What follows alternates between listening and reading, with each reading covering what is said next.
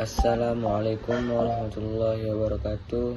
Baiklah, kami dari kelompok 5 akan melanjutkan materi pada mata kuliah studi hadis dengan judul Hadis Sahih dan Hadis Hasan. Pengertian hadis sahih.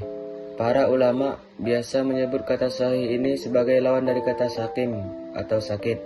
Maka hadis sahih secara bahasa adalah hadis yang sehat, selamat, benar, sah, sempurna, dan yang tidak sakit.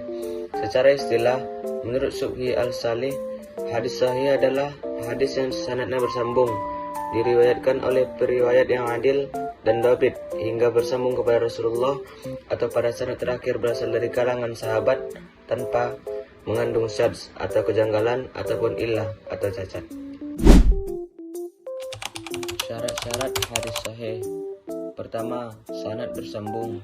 Kedua, periwayatnya adil. Yang ketiga, periwayatnya dhabit. Yang keempat, terhindar dari syadz. Yang kelima, terhindar dari illah. Macam-macam hadis sahih. Yang pertama, sahih li zati. Yang kedua, sahih li ghairihi.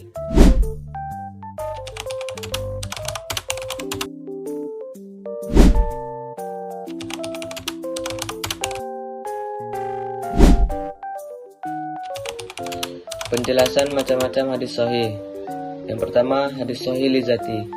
Jalan hadis sahih dengan sendirinya artinya hadis sahih yang memiliki 5 syarat atau kriteria sebagaimana disebutkan pada persyaratan di atas. Atau hadis sahih adalah hadis yang melengkapi setinggi-tinggi sifat yang mengharuskan kita menerimanya. Dengan demikian, penyebutan hadis sahih li zati dalam pemakaiannya sehari-hari pada dasarnya cukup memakai sebutan dengan hadis sahih. Yang kedua, hadis sahih li ghairihi. Yang dimaksud dengan hadis sahih li ghairihi adalah hadis yang kesahihannya dibantu adanya keterangan lain. Hadis pada kategori ini pada mulanya memiliki kelemahan pada aspek kedobitannya, sehingga dianggap tidak memenuhi syarat untuk dikategorikan sebagai hadis sahih. Kitab-kitab hadis sahih. Kutubus Sittah. Kutubus Sittah adalah kumpulan 6 kitab-kitab hadis yang disusun oleh ulama pada masa dinasti Abbasiyah. Pertama, Sahih Bukhari, Sahih Muslim, Sunan Abu Daud, Sunan At-Tirmizi, Sunan An-Nasai, Sunan Ibnu Majah.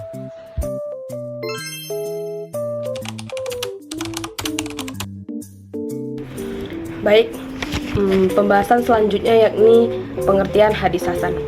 Menurut pendapat Ibnu Hajar, hadis hasan adalah hadis yang dinukilkan oleh orang yang adil, kemudian yang kurang kuat ingatannya, yang mutasil sanadnya, tidak cacat dan tidak ganjil.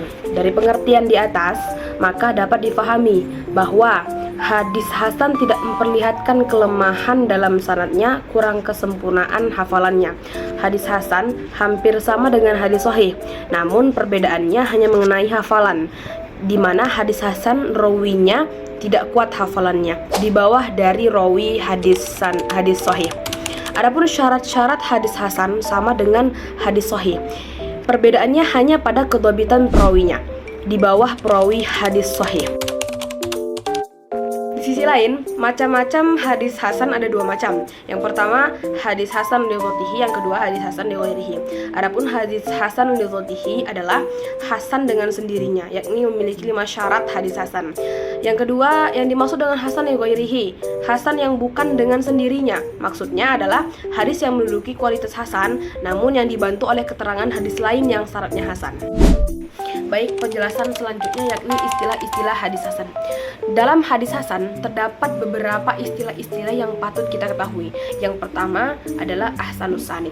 Maksudnya apa? Hadis hasan yang tertinggi martabatnya. Yang kedua, hadza hadis hasanus sanad.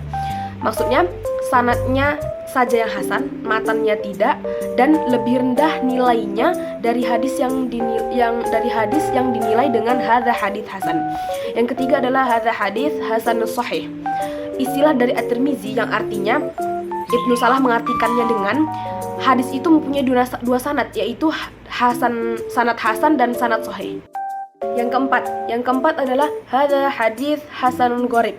Istilah At-Tirmizi ini sulit untuk diketahui, namun beberapa ulama mengartikan bahwa Di antara kedua kata tersebut terdapat kata penghubung yang dijatuhkan, yaitu au, yang bermakna atau. Sebagian lagi berpendapat bahwa istilah tersebut mengandung arti hadis yang bagus maknanya. Penjelasan lain, munculnya istilah ini dihubungkan dengan keadaan riwayatnya dikatakan sahih dan hasan karena memenuhi kriteria dari hadis sahih dan hasan. Adapun yang kelima, yang terakhir, hadza haditsun hasan jiddan. Maksudnya adalah hadis yang memiliki makna yang menarik hati maksudnya.